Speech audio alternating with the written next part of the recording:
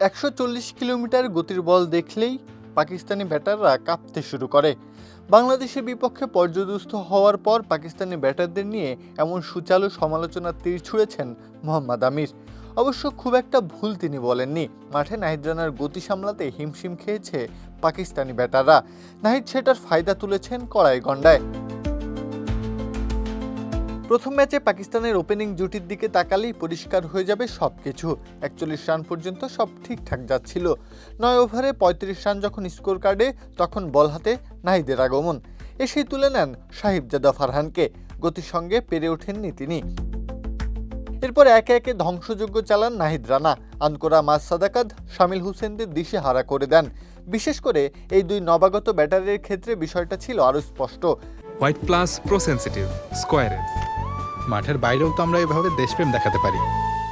আন্তর্জাতিক ক্রিকেটে নিজেদের প্রমাণ করার সুযোগ পেলেও নাহিদের গতির সামনে তাদের টেকনিক যেন একেবারেই নাজেহাল হয়ে পড়েছে। শর্ট বলে অস্বস্তি, অফ স্টাম্পের বাইরে দ্বিধা, সব মিলিয়ে তরুণ দুই ব্যাটারের দুর্বলতা যেন প্রকাশ্যে চলে আসে।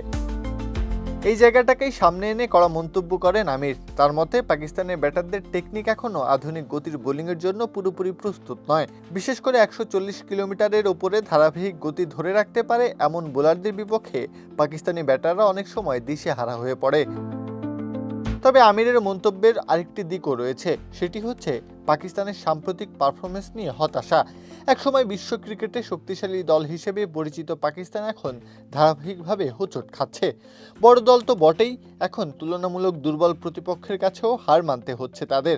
বাংলাদেশের বিপক্ষে পরাজয় যেন সেই হতাশাকে আরও বাড়িয়ে দিয়েছে।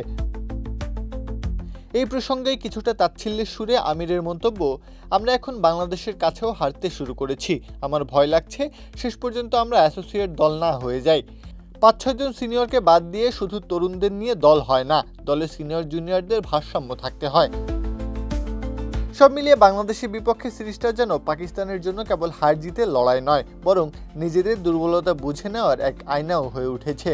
আর সেই আয়নায় সবচেয়ে স্পষ্ট হয়ে দেখা যাচ্ছে এক তরুণ বাংলাদেশি পেসারের প্রতিচ্ছবি, যিনি হাত থেকে বল ছুটতে পারেন 140 কিলোমিটার গতির ওপরে। গতি, আগ্রাসন আর আত্মবিশ্বাস, এই তিনের মিশেলে পাকিস্তানের ব্যাটিং লাইন আপের সামনে যেন প্রথম ম্যাচেই দুঃস্বপ্ন হয়ে উঠেছিলেন নাহিদ রানা। আর আমিরের মন্তব্য সেই দুঃস্বপ্নকেই আরও জোরালো করে তুলেছে। পাকিস্তানি ব্যাটাররা সত্যিই কি 140 কিলোমিটার গতির বল দেখলেই কাঁপেন, নাকি এটা সাময়িক দুর্বলতা? প্রত্যহ কাব্য, খেলা 71।